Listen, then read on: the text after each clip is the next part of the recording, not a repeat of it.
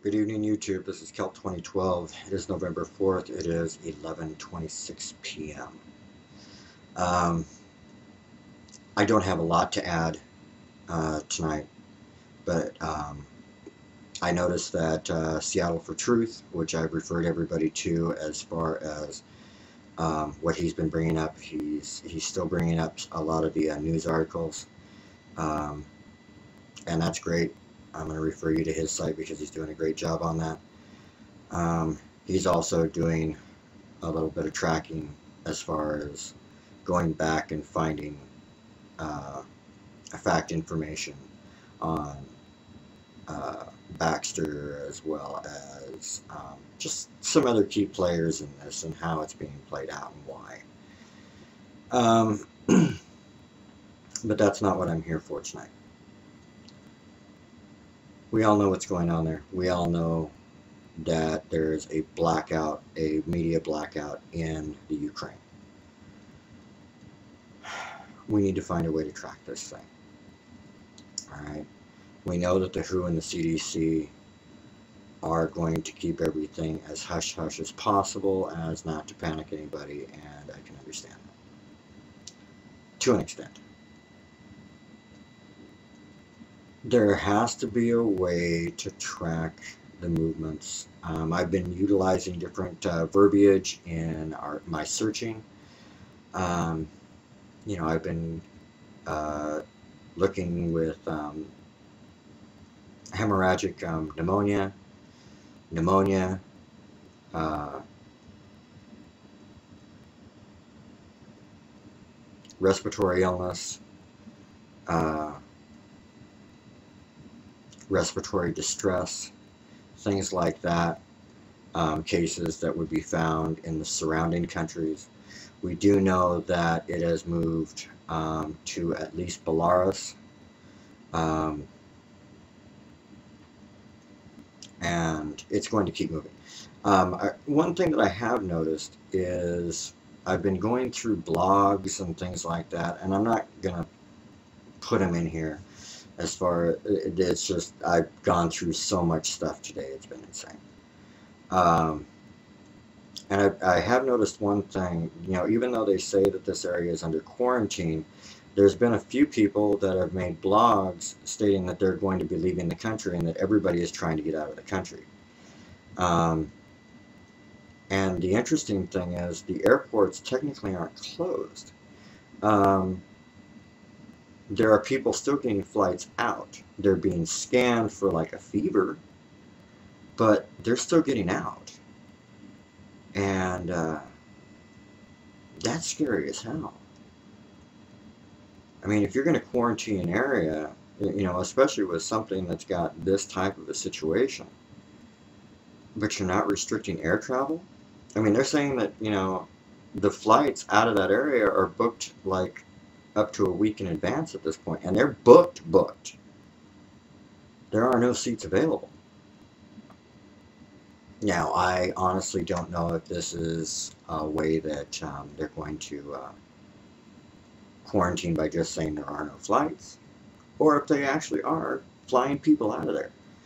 Maybe we can get a hold of some video of maybe some Ukrainian airports or something of that nature, if somebody knows how to do that. Or flight plans or something, just to prove that, these airports are closed, or that they're putting flights out. Going from there, I don't know. It just seems weird that they would do that in a country that they're basically quarantining. And I know it's different states inside the country and all that kind of stuff, but let's be real. They're still making flights out of Kiev and a couple of the other states in that country.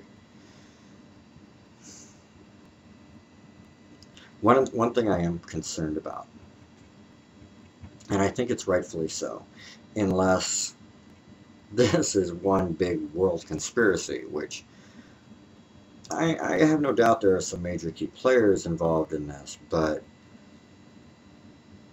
I'm really concerned how Russia is going to be treating this. I mean, if we as just, I mean, let's be serious. We're YouTubers, okay?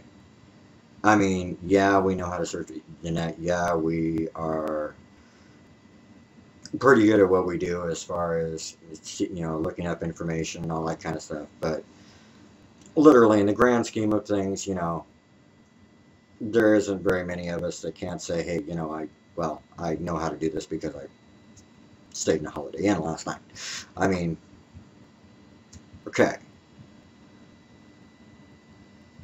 if we can do this, and we can link it back to Baxter, and Baxter is a US-based company, basically.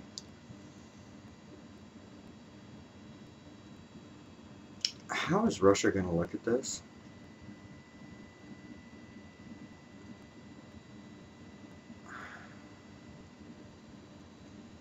I mean, we can talk all badass all we want to as Americans and all that kind of stuff, but, Russia, they're no slouches, okay? And Putin is a scary man. It's a scary man. That boy don't play. And he don't smile hardly either. I mean, he was ex-KGB. Or head of the KGB, for God's sake. How are they viewing this? It might be a good idea to kind of keep an eye on that, too. Anyway, I need some help on tracking this thing.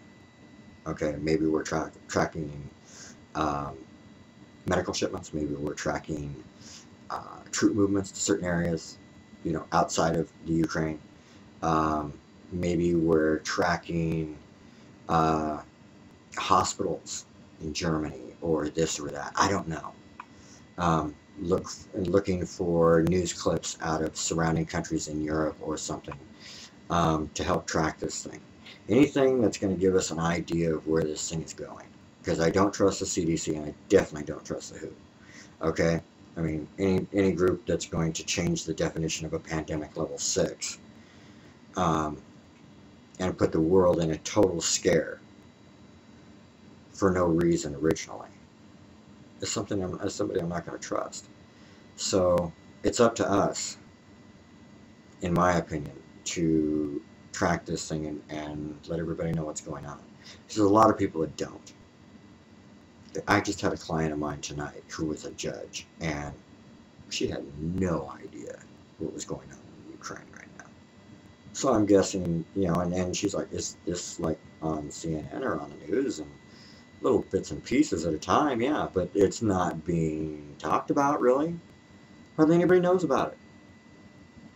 And this is some scary shit. Alright. Help me out. Give me some ideas on how we can track this. Or track it. You don't have to make a video. If you don't want to make a video, send the information to me. I'll make the damn video. Okay? I don't care. Alright? But that's what we need to do. We need to find a way to track this thing. Okay? Because that's what it boils down to at this point. The only people that are going to handle doing this is going to be us. Alright? This is Kel 2012. God bless and be of the freedom mind.